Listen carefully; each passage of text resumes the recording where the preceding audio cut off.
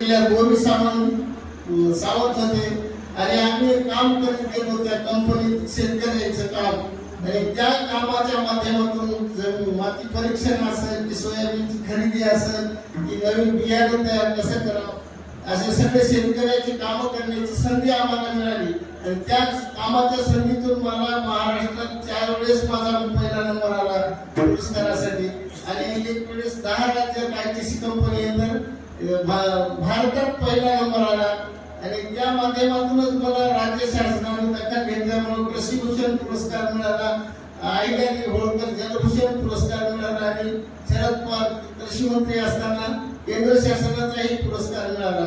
आणि एवढंच नाही तर 2016 मध्ये नरेंद्र मोदी पंतप्रधान आणि राधामोहन कृषी मंत्री होते. त्यांनी नवी दिल्ली येथे राष्ट्रीय परिषद घेतली आणि त्या राष्ट्रीय परिषदेमध्ये माझी 2016 ला 7 आणि 8 जुलैसाठी निवड झाली आणि त्या निवड झालेल्या त्या योजनेतून उन्नत शेती समृद्ध शेतकरी अभियान शेतकऱ्यासाठी मला महाराष्ट्रात आणण्याची संधी मिळाली. आणि त्यावेळेस जे आहे ते म्हणजे सबसिडी नव्हती ट्रॅक्टरच्या अवजाराला आणि ठिबकला सबसिडी फक्त 50% होती आणि मी म्हणलं का आमच्या बाजूच्या राज्यामध्ये 80% 100% सबसिडी आहे, आम्हाला फक्त 80% सबसिडी द्या. तर त्याने म्हणले राधामोहन क्यों नहीं होना बोले तुम्हारे 100%.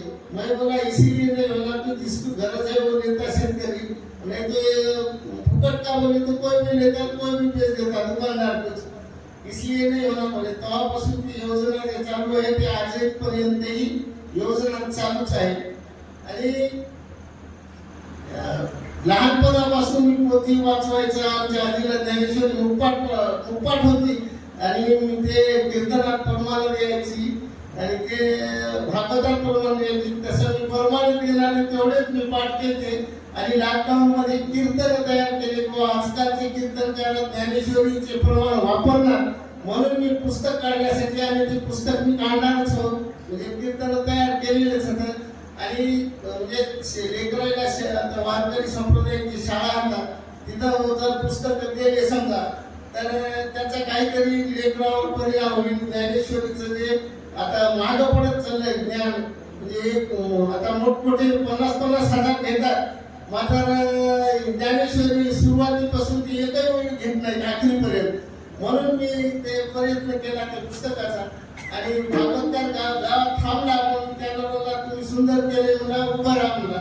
गावात काही कीर्तन नव्हते आमच्या तर 7 दिवसही मी कीर्तन केले आणि तेव्हापासून एकादशीचा सुकळीला खूप घर आहे आमचं. तुकाराम महाराजांपाशी पण 15 एकादशीला जातो आणि असं मोठं संख्यामध्ये कीर्तन करतो. समजा वद्य एकादशीला असतो म्हणजे महिन्याला तिथं आणि हे सिद्ध एकादशी जे आहे ते असे कुठं चालूच राहते कीर्तनाचं.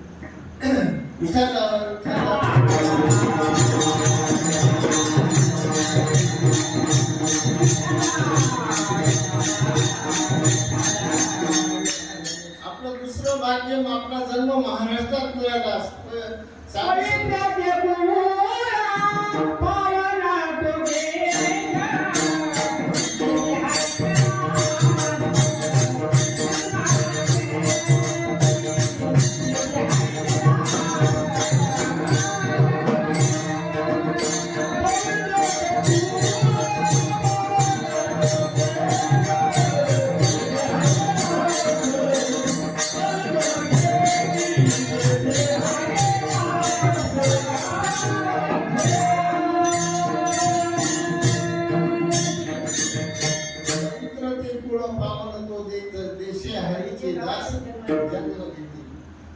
तसाच इथं कीर्तनाला आलेले सुद्धा भाग्यवान म्हणजे सगळं गाव तेवढा मोठा आहे पण कीर्तनाला सगळे येऊ शकत नाही.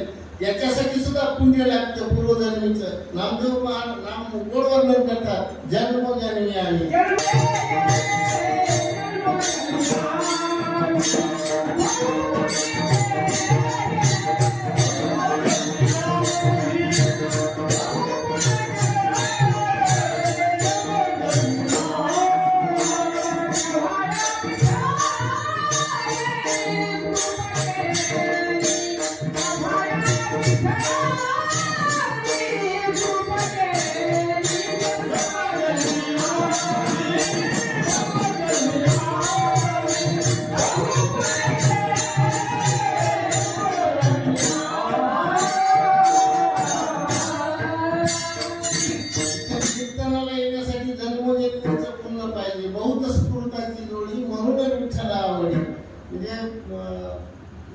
आताचं काही जवळचं पुण्य काम देत नाही, जन्मजन्मीच पुण्य आहे.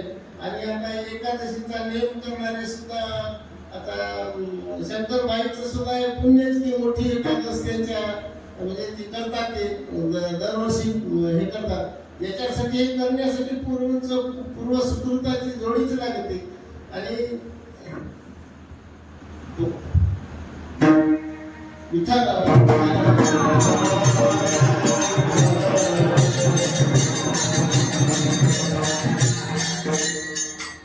पुण्य साचा पडे हे तो बहुत जन्मी घडे, तरीच नाम आतुडे, तरीच तुझे नाम आतुडे देवा.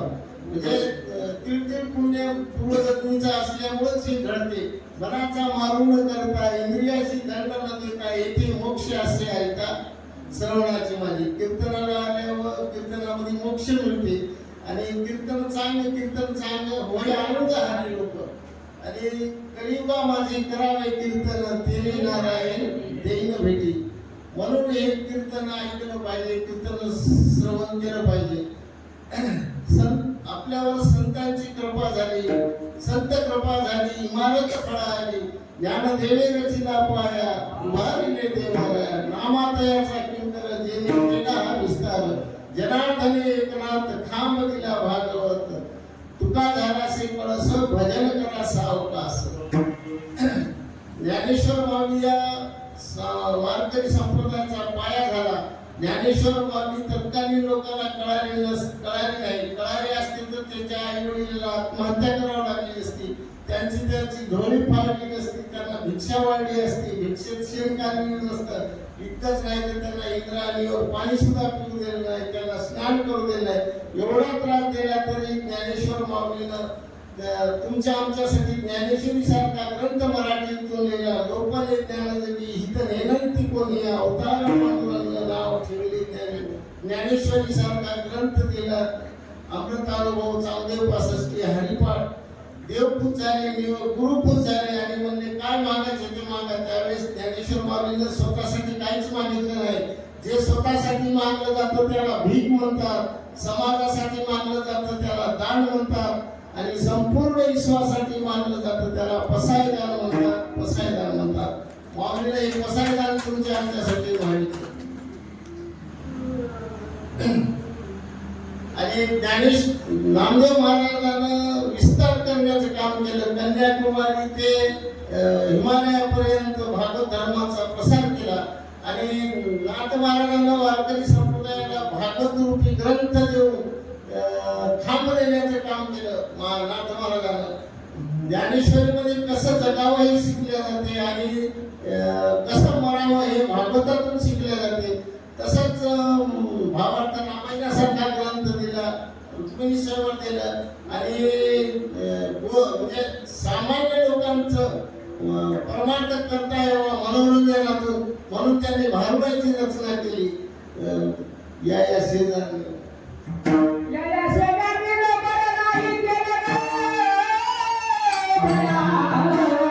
मला पंढरी